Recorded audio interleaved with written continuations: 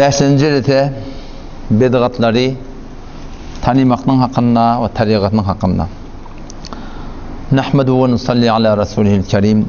Muhterem Müslüman oğullarım, öten akşam şu bir kaide ve kanuni ki ona bid'atun fiddin ve bid'atun liddin deyip şu bir sırayı sadarak misalle bilen min başardığıma oraya açıklayıp düşündürdüm.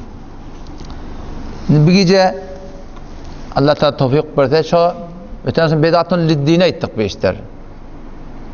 Bu gece Allah Teala tevfik verse şu bid'atun fiddin, dinin içindeki bid'atlar şolar ne form oluyor, ne cevap oluyor? Allah Teala tevfik verse şun hakkında gurur etmek için. O ne mi deyip? Şunki vakti şıgaydan bir adam düşünene en teçik öğrettiğin için bir tevcih ede akınam bid'atun liddinle, dinden şimdi bu da diye. Mevlud khani diye, salavat ettiyalı diye, zikr ettiyalı diye, dua ettiyalı diye, adamla üşüye diye, o bu da liddinle diye adam. O ayet diye hemen verme olanı diye, hulata diye, taşçılara çağırıyan diye, oturuşarlı diye, gamkhari oluyor diye, falan oluyor diye, o bu da liddinle adam diye. Ödeyenin öllerinin bir tevcih edip, hem medadı var yoksa, cedid tafından yol bahava, bid'at öde, yani dinden süreyim deyip, şunu yaman hevara tevcih etmeler var. Öten asam gurumudası geçti ki bid'atun liddin yerleri Huday bilen Peygamber'in buyruğunu dağda diye kullan. Peygamber'in o tadı aslında özüne bir rebeş koymaptır, yol koymaptır. Yani şöyle Huday bilen Peygamber'in aydınladığında bir zayıf gelipti, cedid yollardan istifade etmeklik. Şunu roştu nema vermeden çirim oldu. Şimdi bilemeyeceğin adamı. Bid'atun liddin yerleri Huday bilen Peygamber'in aydınladı de hamane belengu koymalım biz. Belengu koymalım ne Huday Teala ediptir, ne Peygamber ediptir, ne fukaha ediptir. Bula adan ne eşlenek, adana Huday bilen Peygamber'in aydınladı. Adamların eşlenek, öyleşmenin derdi var otur, maturların kıyıkçıyken ediptir. Yani cedid bir yoldan ispat et yerden. Belengu Huday bilen Peygamber'in aydınladı de. O şuna mendeş, dur bir film merdari bilen, film merdari etmeliyen bunun şeriatta yok. Ne min ayet var, ne min hadis var, ne min balan fuqahalın qawlu var, hiç yok. Bular bir cedid türendat, aga din tebliğ etmekle Huday bilen Peygamber'in hukmi, inneten cedid yollardan istifade et yerden. Şu din tebliğ etmeden çireyim. Ama bid'atun fiddin yerleri o gurrun fark etti. O nezre ol Allah Teala bilen Peygamber'in fuqahala şol amalın hakkında, şol emerkerdin hakkında, şol muridin hakkında falan zat etmelilik koyuptırlar. Indi şuna göre ütgetsen, cedid bir yol tatan bir, şu aydandan ütgetsen, ya aydan cüret etmeden, şuna varakayım, şol dini ütgetmeklik bolup düşeyim. İnşallah mesallar bereyin, antatlanır inşallah düşünmeklik. Hop, bid'atun fiddinin ulukan müşkül neyme? Bid'atun liddinin müşkül yok.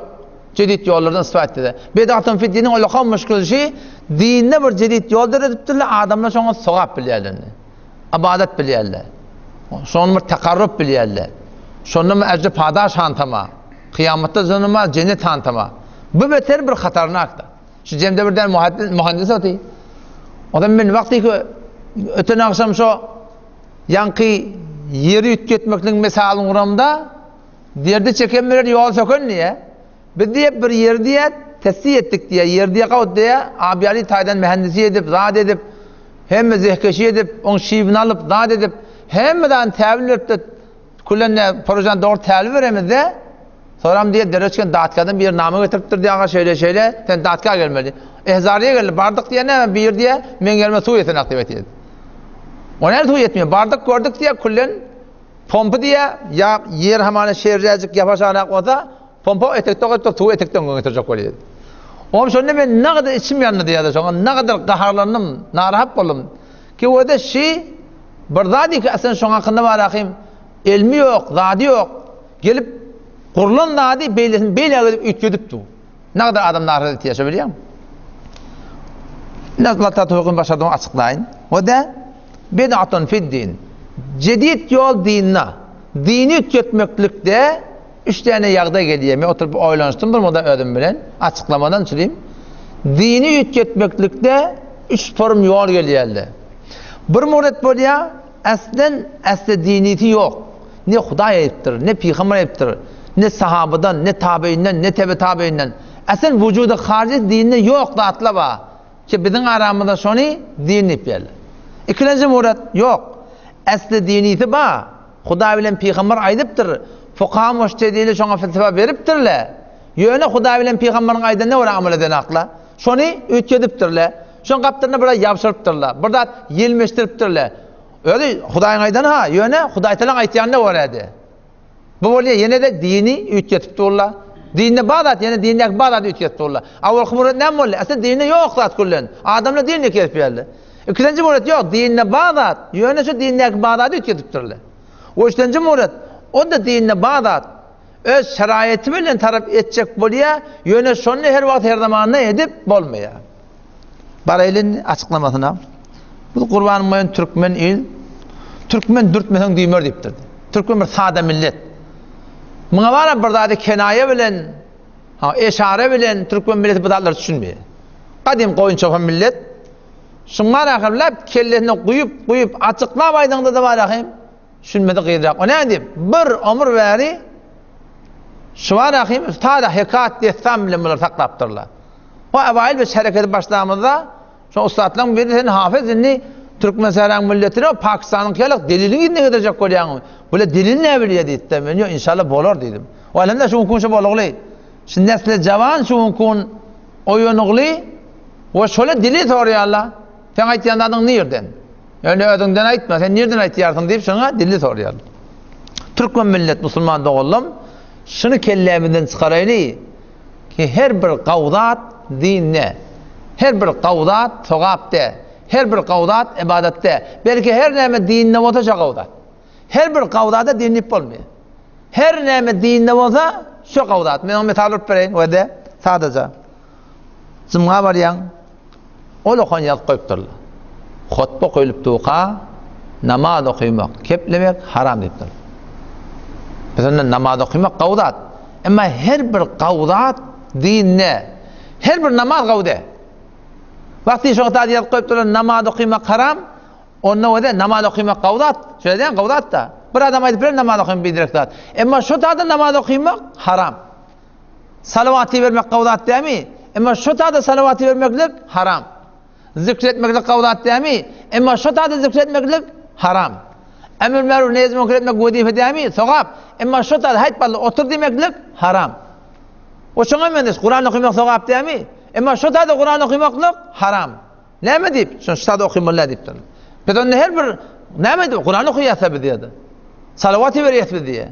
Namaz okuyasın bir diye. O da her bir namaz sogapte. Her bir zikir sogapte. Her bir salavat sogapte. Her bir Kur'an okuymak sogapte. Belki namazı, zikri, salavatı, Kur'an'ı Allah Teala bilen Peygamberimiz vakti bir tertip tüdüptür. Şon aydan ne var okuymalı. Eğer zayin böyle delle olsun. Yok umumi suretinde Kur'an okuyacak. Vaktin azat okuyuyor muskul yok. Ama vakti bir amalla Peygamberimiz bir çarçup tüdüptür. İşte kaptandan ben namaz okuyacak. Ben zikredecek. Ben salavatı verecek. Ben Kur'an okuyacak deyip tertip yelmeştirden işte aslında doğru bol düşmeye Müslüman doğru. Şayet siz bilmeyen mi bilen ineleki evde aytba. Namaz okuymak kavdat. Erti ağladan bilen ayet namazda bırakın ükrikar nefil Allahu Ekber deyden sen şu namazında yar bile sokak yok.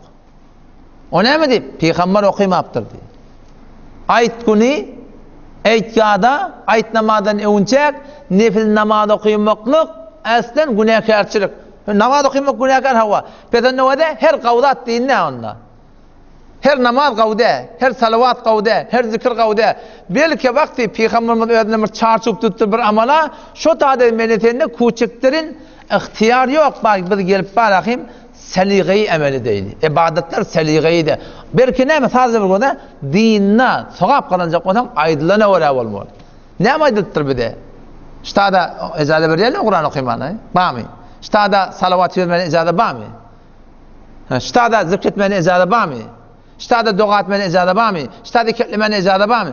Tamam diyanatta aydılığına uğraya olmalı. Her bir dedi ki bakın şurada bir Peygamberimiz bir çarçuk belli olmalı var ya. Şunu hiç onman ütgetmeklik icazı yok. Ütketenden böyle şu 10 hektar yeri bir başından kazıp bolup şol 50 neme yeri ağtırdın türeden adam oluyorsan. Adam ulu il var ahim sen diğerlerine aslında şaka edip vermez oturuyor. Şimdi ergahini misal oluyor. Hadi başardığımdan. Avval bid'atun fid din. Avval bir muradi keşfa bizim ağırlamızda şon din, diyanet sokap deyip yerle aslında dinne var şon bir eseri yok. Yok zat kullen. Milletin arasında din, diyanet, sokap, şeriatın hükmü deyip ahim şonu amel edip yerle ne meyle kaman. Avval kısı ölüye bizi ölecek bir gün.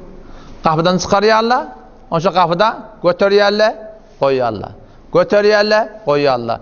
Götürüyorlar, koyuyorlar. Tamam Hanefi mezhebinin kitaplarını gitten gözden.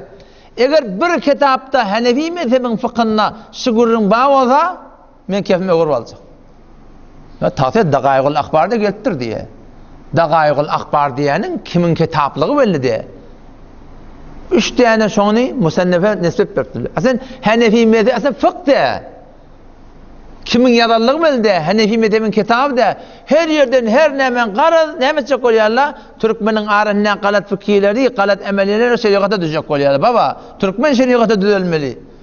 Şeriat Türkmen'e öyle düzelmeli ki şeriat bir de öyle düzelmeli. Biz de şeriata öyle düzelmeli. Şunu men destatlar var avval kısmını.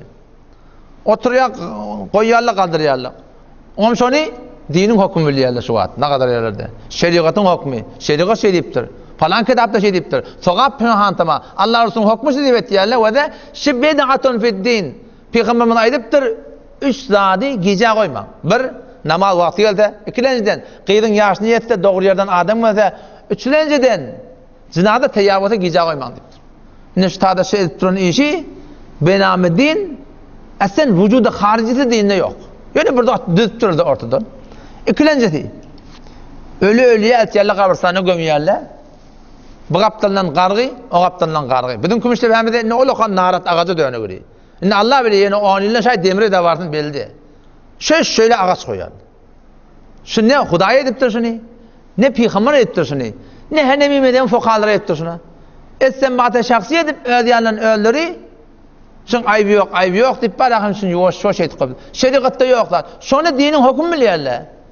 Şunu sokap biliyorlar. Şunu bilmekmeden günah biliyorlar. Şunu bilesem ağzı tenekecek biliyorlar. Hangi dinle yoklar. Bir tane hadis var. Şunun üstünden istinbata şahsi edip tamam şey diyanatta haçan gumrahi başlayabiliyor mu? Kur'an'ı, sünneti selef-i salihe vara düşünmesen sen hutbol gumrah oluyordu. Kur'an her dadın o takassusu var. Seni kamanı mutakassusu çeşim, men ahun, men ne takassusum var? Men gelip sen ilmin hakkını keplep bilmem men ne bileyim çeşim diye mutakassus, çeşim diye oluyor. Seni keset sadede mutakassis, men şu tade ilmi kavuşturup durur da sen yani men ne bileyim onu? Her dadın o takassusu var, dinde de takassus var. Dinin takassusunu, dinin umurunu takassusuna tavsırmalı. Ve izâ câehum minel emni وَإِذَا جَاءَهُمْ أَمْرٌ مِنَ الْأَمْنِ اَوْ الْخَوْفِ اَدَاعُوا بِهِ diye. Allah Teala diye vakti ki bir kaygılı bir iş ya kaygısız iş gelene diye belanı münafıkla diye bu iyice çarşır yerli görün diye o burada diye bu burada diye her kim burada diye وَلَوْ رَدُّهُ اِلَى الرَّسُولِ eğer şu cedid bulan işi muradi gelip fetva vermeli doğru eğritim belli etmeli eğer şu günün peygambere ortada ne peygambere yok ve ila ulil emri minhum sahibane emr din diyanatın başlıkları var şöyle işi şöyle ortada diye لَعَلِمَهُ الَّذ۪ينَ يَسْتَنْبِتُونَهُ minhum ehli istinbatların şöyle işi var akımızda verdi o tam şunla diye şu doğru hüküm çıkacak noktayı taşıda teyit etti bu bir gördün üstlerinden ne mi adağından önce adan çekmek Allahümme sallallahu Muhammed ve ala Muhammed diye kitapta yoklar aslında yoklar salavat kavdat ki kim salavatı münker emma aşağıda peygamber salavatı vermektir sahabeler salavatı vermektir kullen yoklar çağrıda onun teşekkür kitapta öyle her kavdat değil ne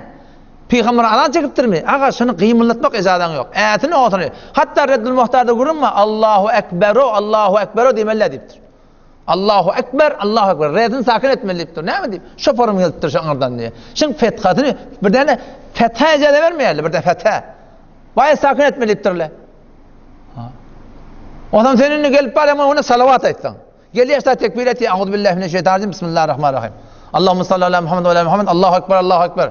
Ten Euzubillah'ın da günah, ten Bismillah'ın da günah, ten salavatın da günah. O ne mi diyeyim? Tekbir peygamber ediptir. Peygamber tekbir sahaba ediptir. Tekbir kitapta var görün. Ama sen aytyanın dinne badat. Yasa dine yok tat kullu. Tekbir badat. Ama sen aytyan atlan behiç olan yok tat. Ondan bärik barsan inälekem öwde Kurbanlık ba, Kur'an salını şeyler, bir daha onun kömür koyarlar, anırlarla beri koyarlar. Ne kadar adam hüncür etti ya bunu? Ne kadar yok, Huda ettirsin. Dinle var atçı. Toğap deyip etmeklik, dinle yok ne desen. Ya nelekem yarımadan, nelekem ayın 15'inden, o ne kadar heley erkek koşuluklu. Sen etiqat taftırlı tədemleri 7 kafa barsan, hemen günahdan yuvuluyor. Dinin hükmü deyip durlar. Bid'atun fid din. Cedid birdat dinni binamı ibadet o sevap döredip durlar. Aslında vücudu harciyeti yok. Aslında hiç etmeli diyen gurun yok. Aslında yok da dördü. Yine bir yeri. Muharrem ayda Türk millet tədemler sadaka pişiriyorlar. Hele erkek kaçıp şon ödü bir haramış. Mescitte Muharrem'de sadaka vermeli diyen gurun Ehl-i sünnette yok. Sadaka versen beri ver, onun vurun yok. Ama Peygamberimiz, sahabalar, tabi'in, tabi'in, arka Muharrem'de sadaka vermeli, sokak başına. Aslında şu vurun yok. Sadaka versen beri ver. Ama şuna şey deyip, sadaka vermeli diyen vurun, bunu dinin nispet verip, şu Müslümanda onda yoklar. Ve evvel kım orada. Bid'atları ki dinine dörediptirler, aslında vücudu harciyeti yok. İkinci muret neymi? Dinne esli baki, dinne bağdat. Yönüşün kaptırını biraz yelmeştiriptirdi. Namazı cinadı bağdat, şeriatta namazı cinadı bağdat. Namazdan sonra el kadar tokat yerli. Allah'ım oğlali khayr rahmetullahi aleyh merkatta deyiptir, güneş deyiptir. Tokat mı güneş mi? Tokat mı güneş dedi. O ne mi deyip? Peygamber sünnet etmeyiptir diye. Sündürüleyemedi anladın mı? Peygamber etmeyiptir. Her bir doğa sogapte, her bir salavat sogapte, her bir zikir sogapte, her bir namaz sogapte. Ve de vakti Peygamber bir ameli ediptir diyemi, şunu ağa çarçovunu be hiç ondan kıymetlemeye icazı yok. Öten sonra ben işaret ettim ha, Mekke'nin bariyalısından görüyorlar, şu taada fukahalı gurun ediptirler, Mekke'nin görüyorlar, elin kaldırıp toğa etmeli mi? Elin kaldırma toğa etmeli mi? Şundan ne kadar bahsedip, ahir elin kaldırıp toğa etmeli ediptirler. Şun Peygamber şey ediptirler. Şu Molla Ali Harim Bedeti'yle vada kabul edecek mi? Hem Hanefi mezhep, hem cekir kabul ettiler. Ama ne mi? Ne inas, ne anas, hemen sohbete ne anas. Onun ne bunu amel etmeyelim onunla. Aysen o todan duruyordu da mi? Bilmem ne mi? Şişmeye mi ka? Görmedi mi ka? Ne inas, ne anas. Hemen sohbete ne anas. Şu angırdasın aysen todan duruyor fakirlerin başında. O vel okuyarlar. Şayet o havadan ıskartırlar ne? Buna aslında manakim gen görme yani. Bacanakun 50 yıl kötükte takzirdi ha. 5 oğlan akun, hücreti var, kıyıları derferiye, oğulları derferiye. Oğlan ne kadar akun, oğlan akun eti adamlarını. Cıma mescid öllerinin ki. İmam Cıma diye oğlu. O 90 yaş oğullarını 2 tane yoş açtım. Bedgat ama Allah'ın kıyıksidi de kuranak. Kıyıkçık dedenak, tontrebi dedenak. Yoş açıktan ayet 3 olmaz dedi. Namazdan sonra Kur'an'ı kıymallaş dedi. Öyle durdular. O vehhabi otur kötük falan. Valla. Ne yoşa o anıyla davalaştılar. Ne söylen ki doğru olup yani yoşa. Şun hakkında elbette. Cinadı kavdat, cinadı bağdat. Ama cinadı sonra doğa etmek. Cinadıdan sonra otur falanca Kur'an okuyor. Ankara'da ben gördüm. Beni görüp yamanlık edip 2 hep Kur'an okuydular. Ben kim akıyı? Ama Allah'ın başladı. Haki, na'udhu billahi haki, Vehhabi diyenler haki. Vehhabi'nin başlığı şey. Ben de görüp 2 taraf Kur'an okuyor. Ne? Şöyle Kur'an okuyayım. Peygamber şunu ediptir mi? Sen Peygamberden sofra akmı? Huday hakikaten dinle garaz veren emel etmektir. Garaz et ya. Garaz şahsiyim. Ben kim akıyı? Artık göre girmeli. Sen şurada kimden çilmettin onu? Cevap vermeli olur. Kur'an okuyup öyle bağışlamak bağdat. Hiç müşkül yok. Ama Peygamberimiz ayet alıptır. Peygamberimizin denen hayırlıdır. O barışan ayet veriptirli da. Hazreti Hamza ayrılıptır. Ne kadar naratmış Peygamberimiz Hazreti Hamza'nın. 70 sarıcında adama okuyuptur sonra.